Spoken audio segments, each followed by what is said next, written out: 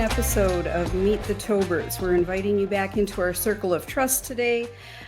This is a podcast about thriving in and out of medicine, no matter where you are in your training or medical career. I'm Sue Tobert. I'm a pediatric cardiologist by training, recently retired. I'm Daren, and I'm a sleep medicine physician who's going to retire pretty quick. And together we have combined experience of over 80 years practicing in medicine in this century, if you can believe it.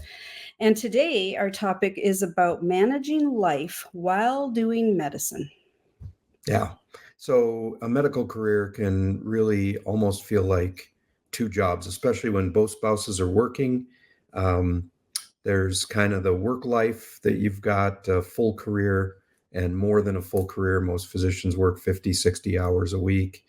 And then you've got a home life, and that also takes your full-time attention of at least one of you, which means probably half-time attention for both of you. So, it can just be really overwhelming. And then when you get kids or have to care for elderly family members, an extended family, so life just gets crazy busy. Yeah. And I just want to kind of recognize all the singles out there too, trying to manage a lot of the just stuff in life while you're having your medical career. It really means that you need to enlist some help. You need to develop your own team. And so that's what we want to talk today about is why do you need a team to help you manage life? So at work, we work in teams. Now in medicine, physicians typically are the leaders of a team, but from my training in the ICU, we lead a team involving pharmacists, respiratory therapists, nurses, other practitioners, occupational and physical therapy, and just a wide variety of different, ICU techs. So there's a whole team that you lead, and you even lead a group rounds. So we're used to building and leading teams at work.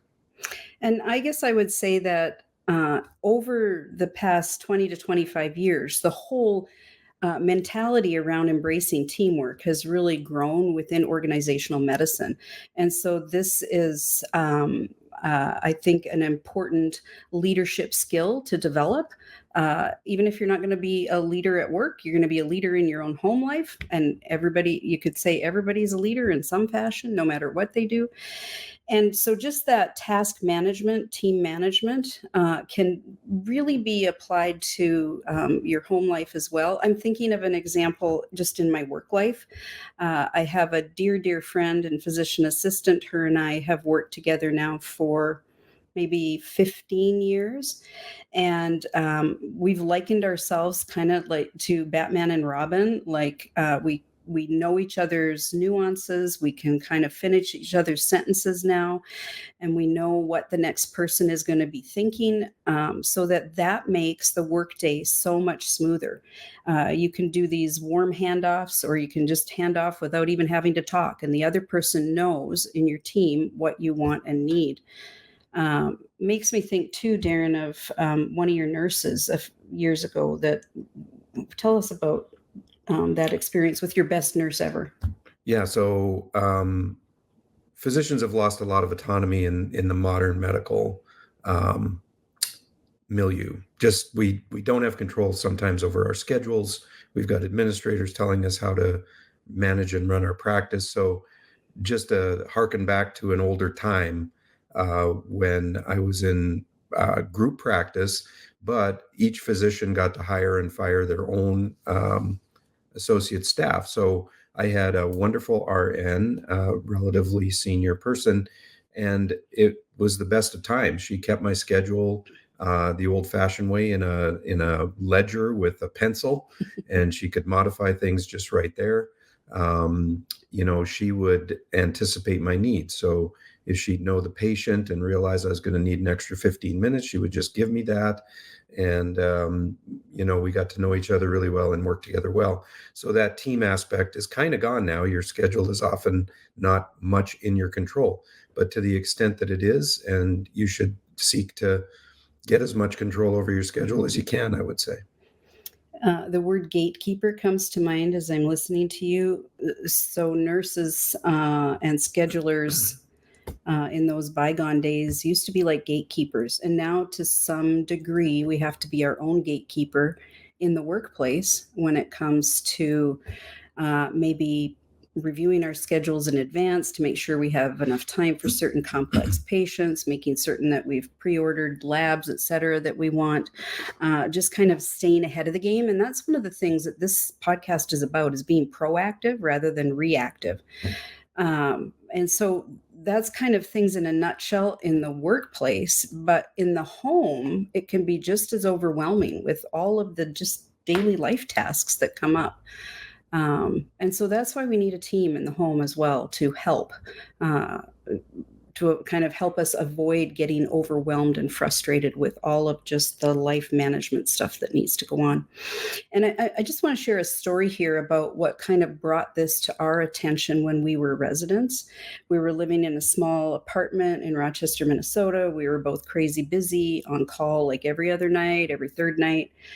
You were in the ICU, extremely long hours. And I call this toilet wars. On our one day off per week, we would come home and argue about who is going to clean the toilet. The toilet needed cleaning. We were tired. We didn't want to do any chores. And so we kind of got into this like little fussy state. Do you remember that? Yeah, a little. A little, yeah.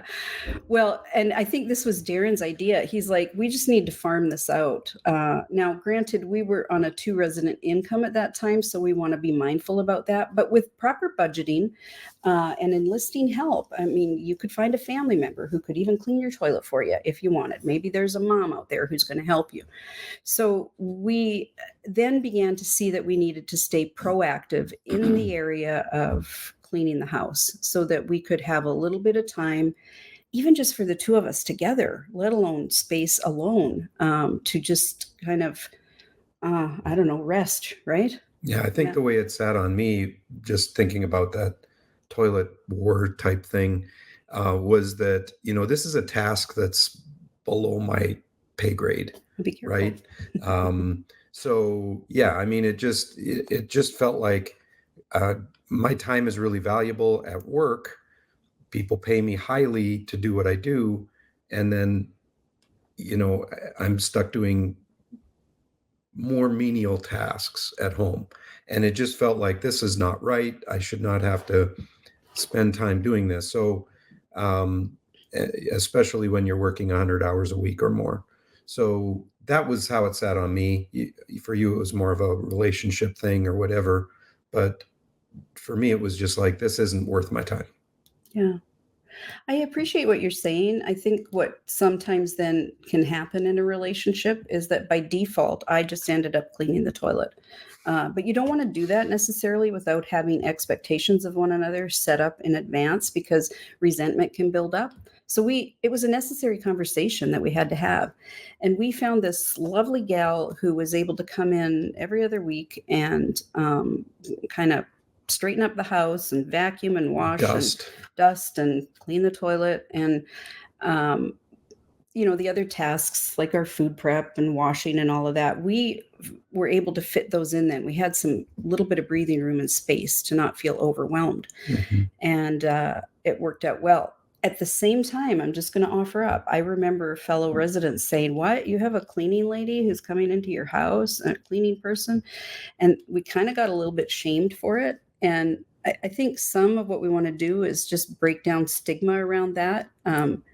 You are you're a high achiever, you're going to be in a higher paying career, and you need help. And so it's okay to reach out is where we're going to land with this. Yeah. The one thing that none of us have more of is time, right?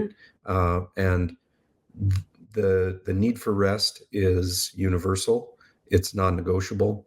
Your body has a certain level that you can function well at. Beyond that, when you go beyond that, it's just like the Starling curve. You get past the efficiency and you start to get into overwhelm and overstress. And so you've got to just kind of ask yourself, what is your time worth on this planet? What should it be worth? Well, as a physician, you've made the sacrifice, gone through the high level of training, got to a point where you can do really special things for people. And that very few others can do. So you are valuable. Your skills are highly valuable. So we kind of evolved over the years, and it was always a matter of getting overstressed first and then backing down. It was never something like, oh, we might start to have trouble here, let's proactively find somebody. Right. It was always out of a desperate need where our lives were just crazy again.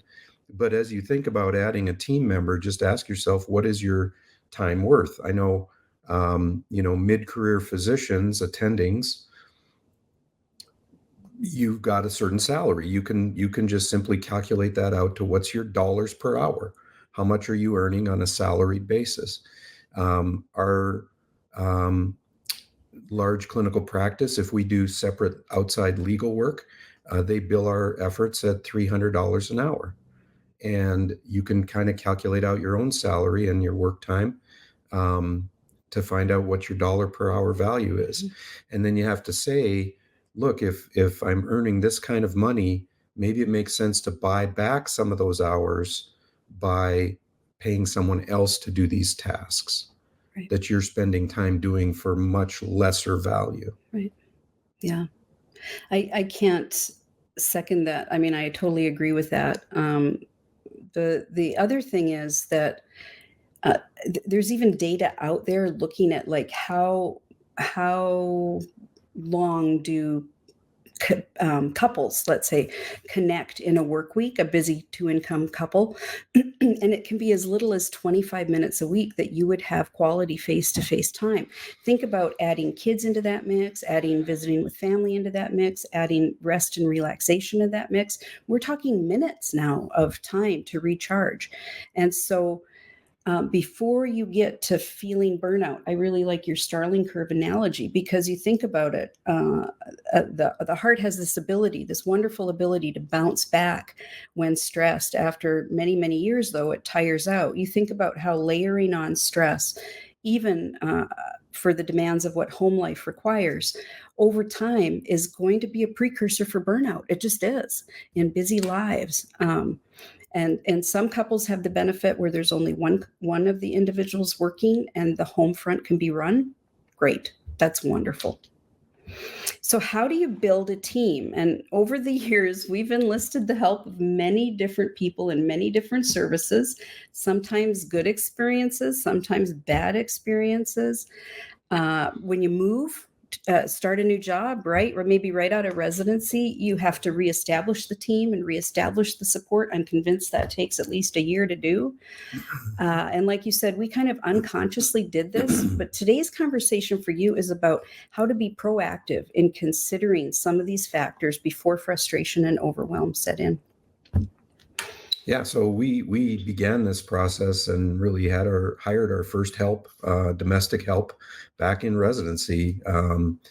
Even living in an apartment, we had a cleaning person come in every other week, just to do the basics of cleaning, because none of us had the bandwidth to do that without a lot of conflict and strife. So that was highly valuable to our relationship even back then, and allowed us to just get to that point where we had time to rest.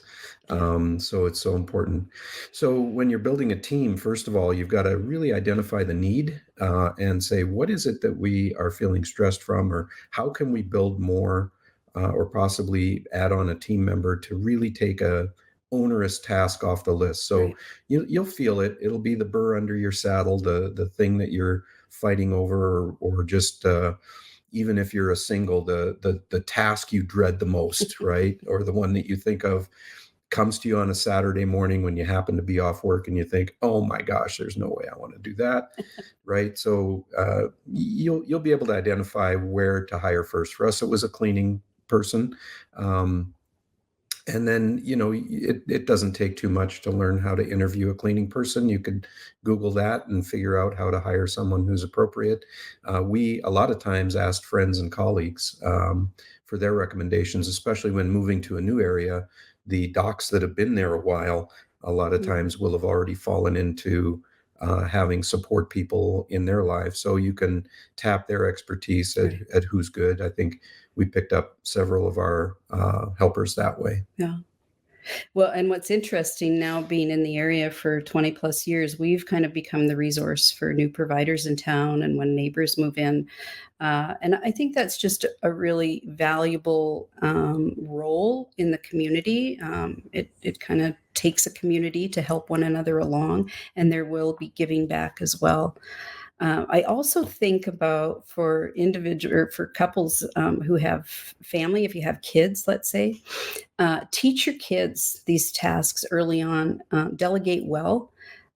So, for instance, just a little task that one of my girls brought to mind that I taught them early on, kind of in their mid teens probably, was how to make their own dental appointments. If they have a haircut, if they have a doctor appointment, we worked on that together. So pick up the phone and how to make that appointment.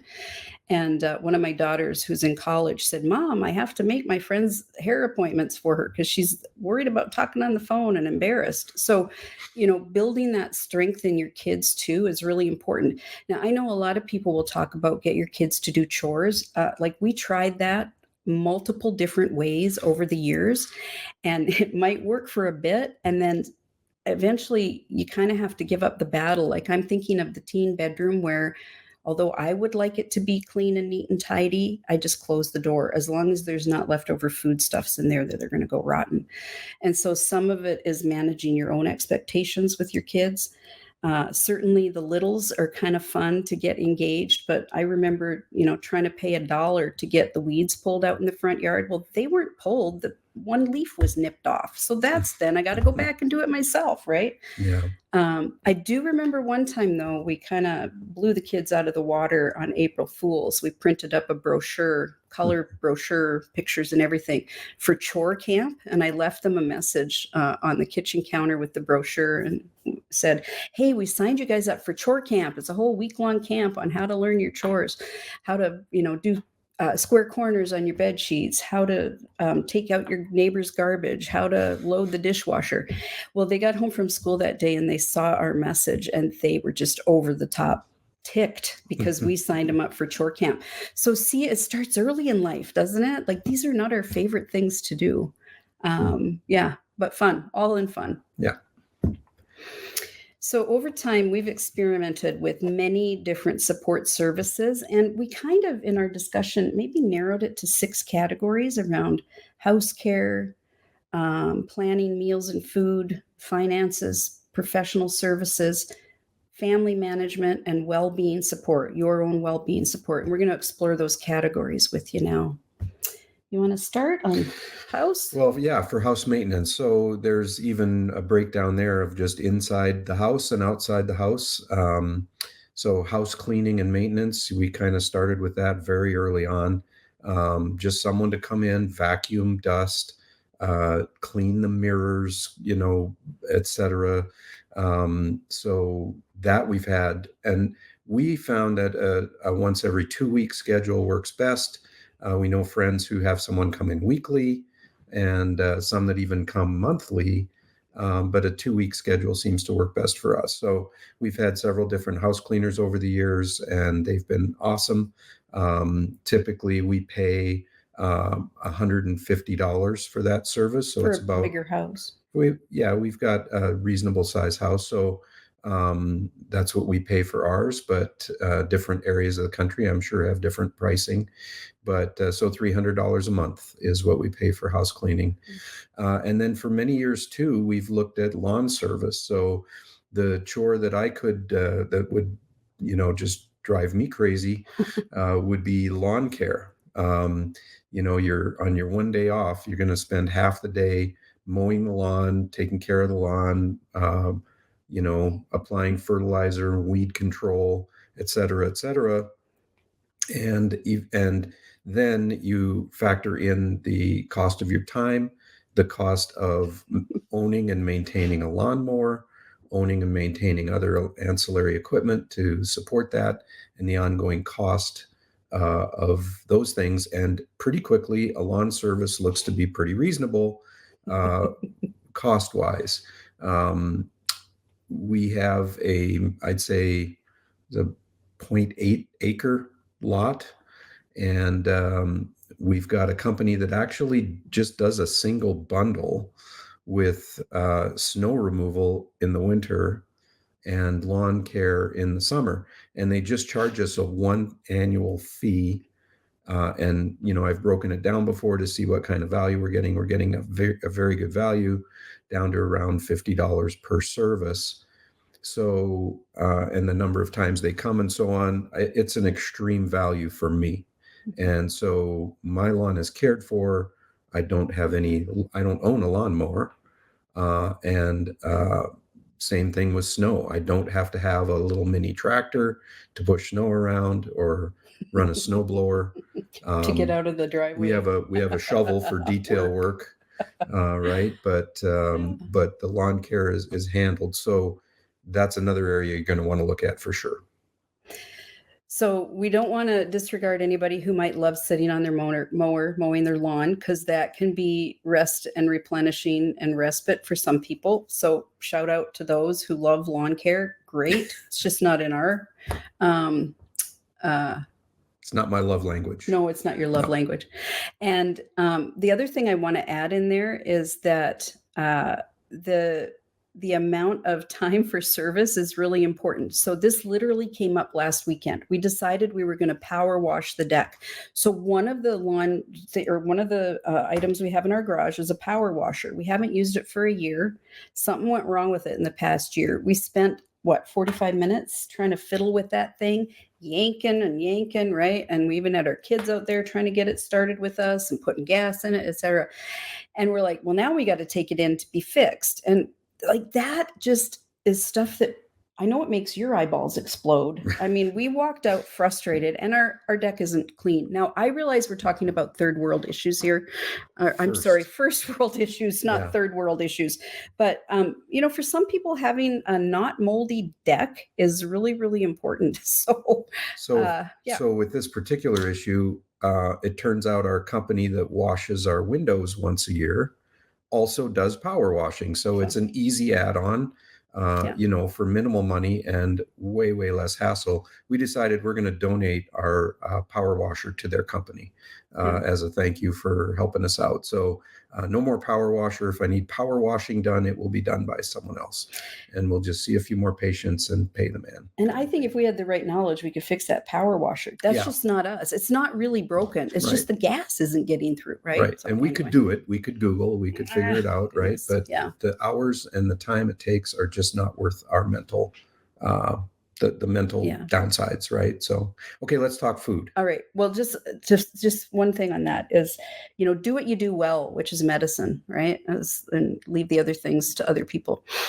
So food, we currently do meal planning every week, and we've kind of gone to more of a whole foods approach. We like cooking together, and we spend time doing meal planning on the weekend, and usually get groceries on Sunday afternoon, and then have it planned out for the week. And now that there's only two of us at home, it's much different than running a family of five. Right. That really only started when we became empty nesters. Right. So prior to that, we did do meal planning and a lot of cooking, and we found that even chopping food and getting home from a busy day at work and chopping and prepping for 45 minutes or whatever it takes was just a pain. And we had no time to rest and recover. Yeah. So the way this really started out, residency, we were not healthy eaters, right? Yeah, we relied on fast food way too often. Eating out. And going out to restaurants. But I've always had a love of food given to me by my mom, and she taught me how to cook. And so we are competent cooks, but again, and we like to do it when we have the time, but we just didn't as residents. So yeah, we ate unhealthy, and that's on us, right? We should have recognized the issue earlier. So pre-meal kits, when meal kits came out, we used them. But before that, we even had a personal chef for a while. So you can talk about that. Yeah. So personal chef services maybe are a little bit less in the forefront now with all the meal delivery services that are out there, but we had one for our family of five. She would provide us with 3 meals a week to feed 5. And then we were quite capable the other parts of the week to do some meal prep. So we just handed a little bit of it off. And at that time, it fit into our budget fine. And then as delivery services became more on the forefront, we tried a lot of those. In fact, when the girls were home, we had a busy family of 5 still, we did switch over to meal services. And we never did it 7 days a week. Usually we'd eat out 1 day a week or do something with the family 1 day a week out and prep some of the meals, but at least it gave us a break some of the nights, especially if both of us were on call. Those days kind of go out the window.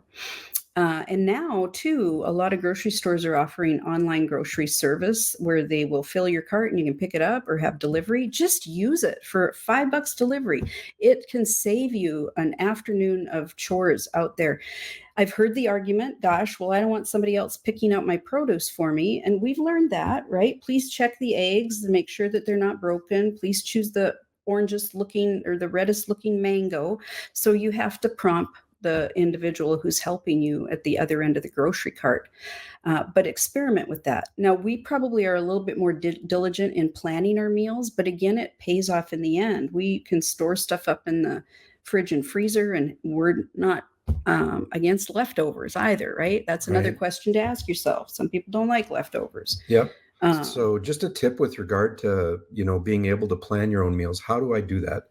The old question, what's for dinner, right? You come home, you say, what's for dinner? So a little bit of planning can make an enormous difference. So we subscribe to America's Test Kitchen online deal. It's $75 a year.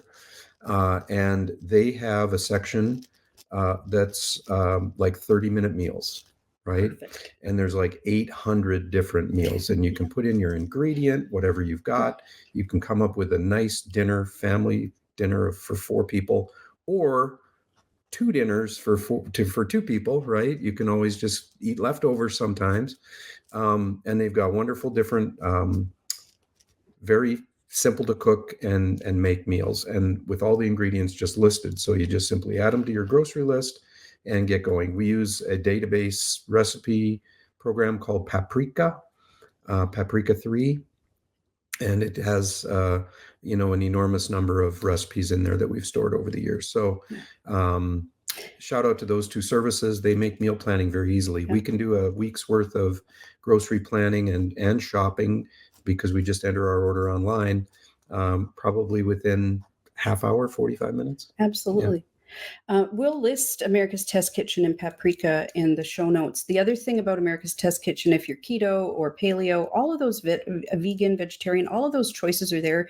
We've never actually found a bad recipe from ATC at all. Yeah. And Paprika allows you to look at your menu or look at your recipe and automatically put it into your grocery list. Mm-hmm. So we just have a running Paprika grocery list. Mm-hmm. It's so easy. This is stuff that's been streamlined over time. Let's move on to financial management, a little bit on this. Yeah, so we're big advocates of doing as much of the finances as you can yourself, but there's a definite need for professional services. You cannot do it all on your own. For instance, taxes. I was all about the online tax services and what are they, Tax Act, and what's the big one? Can't remember, but the tax, like where you just enter your info and try to do it. Well, that's fine when you've got very simple finances just out of college. Even by the time you're a resident, if you've got some 401k availability, you're going to want to start contributing to that. My point is, very, very quickly, your financial life will become more complicated than what you want to do. And even if you're able to, safely submit your taxes, you probably find that a CPA will actually be able to find you savings. And right from the get-go, we found that the CPA more than paid for himself in terms of what we would pay less in tax. So, and then also just in terms of other financial help, we would strongly recommend that folks learn how to do a lot of it themselves.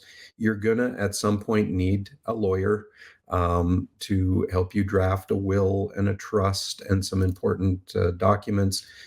Just even notary services from a lawyer's office are quite common, and you'll need to tap things like that. A financial planner can be very helpful to you, especially if you're new to personal finance or still learning about it. Ultimately, as you get into your investing lives, you're going to want to take a course by the White Coat Investor called Fire Your Financial Advisor. It's a wonderful course. You pay for it, but it is an excellent course that gets you up to the level where you really don't need to hire an investment guy. Many investment guys charge 1% of your assets per year. And as your assets grow, that becomes a large ticket item. So you're going to want to get to the point of being a DIY investor at some point. So yeah. Your financial life's only going to get more complex. Right. So yeah, even proactive. and we've always just we've not even had businesses or partnerships or anything like that. If you're an independent practitioner running your own small business or with partners, legally and financially, you're going to absolutely need support. We were always just W-2 employees, and yet we still found it was extremely helpful to have tax support and legal support and financial support along those lines. So we'll probably get into that more detail later in later episodes, but so that's an area there where we've paid for help. Yeah. Now, budgeting, which is a whole different podcast for another time, is where we have done a lot on our own and come up with some really good recommendations that we'll share with you. But it starts with budgeting, then kind of gaining your peace of mind with your professional services is really, really important. Let me speak to childcare for a minute. So if you have children or planning on having children, when we had our first daughter, we went the daycare route, which was great. It was a corporate daycare. In-home daycare can be wonderful as well. But by the time we got to 3 kids, it was a little nuts because a good chunk of money was going to the daycare. And we, at that point in time, even though I never thought I would be someone who would want a nanny for my children, but by the time you get to 3 kids, it was kind of necessary that we worked with a nanny, and that really helped us manage our schedules better too, especially if we were on call, someone had to leave early in the morning. Our nanny came in the morning and took care of the kids. She didn't stay with us, but we can have more discussion also in future podcasts, if that's of interest, around how to manage the nanny daycare experience. We've had some very interesting experiences there. Now, point number 6, remember we were talking about the kind of the 6 main categories to pay attention to: house maintenance, food, financial management, professional services, childcare. Number 6, not because it's the least of which to be aware of, but number 6 is well-being support. Like, do your hobbies without regrets. I have many coaching clients where them taking time to go play 4 hours of golf, well, maybe the other spouse is home with the children, creates incredible guilt. Set your expectations for one another, honor one another's time to be away from each other. And if you're a single, definitely take time to recharge and fill your bucket with hobbies, vacations, social time. You'll often hear, getting back from vacation, I have twice as much work to do. Yeah, that's a phenomenon of medicine. Your emails and work are going to build up. But when you're away, disconnect. Disconnect. You can leverage your team at work too, right? If you've got colleagues, if you're in a group of doctors, ask them to cover your inbox. Epic will allow you just to sign over your inbox to someone else. I've been covering for my partner this week at work, and I've taken care of a wide variety of things for him that would have been just huge on his list when he comes back. And he's returning to a near empty inbox. There's no reason why somebody else can't answer a few messages for you.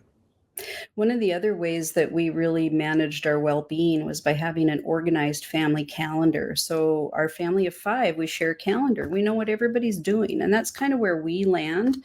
But then there's no surprises. So it's not like you forget to pick a kid up at dance class, which, by the way, has happened. So there's been some interesting parenting moments. But we were able to do those warm handoffs pretty well because it was all within a shared calendar. Right. So just utilize technology with Apple or Google calendars. Obviously, there's the ability to share them with others. So just learn how to do that. So your calendar pops up on somebody else's who needs to see it. And then we found it helpful just to have a family calendar too, where everybody could contribute and show where we're all going to be. Right. And then use reminders too. Apple reminders is what we use. We've come up with daily, weekly, monthly chores of what needs to be done, even annual chores. So like just remembering to call the window washer who comes once a year, put that in your reminders. It just takes the stress away, so you don't have to kind of remember all the time, and it doesn't get forgotten. So your house gets the proper maintenance that it needs. Furnace filters, in our case, hot tub maintenance, just things to tick off day by day. That's right. As you get them done. Well, and think about it is that when you enter into the reminders, a monthly chore, your current self is creating extra bandwidth and brain space for your future self. You're not going to have to continue to think, now, when is that furnace filter? When do I have to change those batteries? When do I need to do this? So you're biting back. You're actually pulling back time for yourself by handing off the task to the computer. Yeah. So we're going to bring this in for a landing. And basically what we want to say is be aware early on that you will benefit from help. Be open to that, right? Sometimes we kind of power up and say, I'm going to do it all on my own. In this case, there's no need to do that. You're a high achiever. You will have high income to build a great life. And with that, you need help, right? The best leaders know how to delegate. Yeah. I mean, and if you're doing it right, you'll hire people and helpers that will bring unbelievable value to your life. We get way more value from our helpers than what we pay them. Yeah. And it just feels like such a blessing to have that task or that duty relieved. And the improvement in your quality of life when you delegate is just amazing. It's an amazing relief to you. So as you're trying to cultivate well-being in your life and in your practice, call on helpers. Yeah. And the helper may not always be doing it as perfectly as you might do, the baseboards and the windows and all of that sort of thing. But know what you're willing to tolerate. And I would just second the gratefulness is that we take care of our helpers well. Because our lives are easier for them. And so just like sharing that thank you, texting a message after they've been by. Well, just making sure they get paid on time. Making sure they get paid. Making sure, well, many of ours get a Christmas bonus. Yeah. And so on, just to let them know about our gratitude. Yeah, fill out the reviews. We had a plumbing issue the other day and our plumber came. He was the nicest guy, fixed it in a really timely fashion. Wasn't cheap to get it fixed, but I called the office back and I just said, I just need to put in a good word for what Mark did because he was so excellent at taking care of things and helping us get our shower back up and running. And I think they're really grateful for that. They're experts in their area. Just let them do what they do, right? Mm-hmm. Yeah. Yeah. Last minute thoughts. Yeah, no, I think that's just the main thing is buy back some of your time because your time is finite. And I think that's a really important thing to realize early in life that some of those hours spent scrubbing a toilet are just gone forever, right? So utilize them to create your maximum life, your best life. And that's what I would conclude from all that. That's wonderful. And if you're into mindful toilet scrubbing, let us know how you do it because we're not there. Next week, we're going to dive deeper into budgeting and how we did it. So we'll see you episode 3 next time. Thank you. Bye, everybody.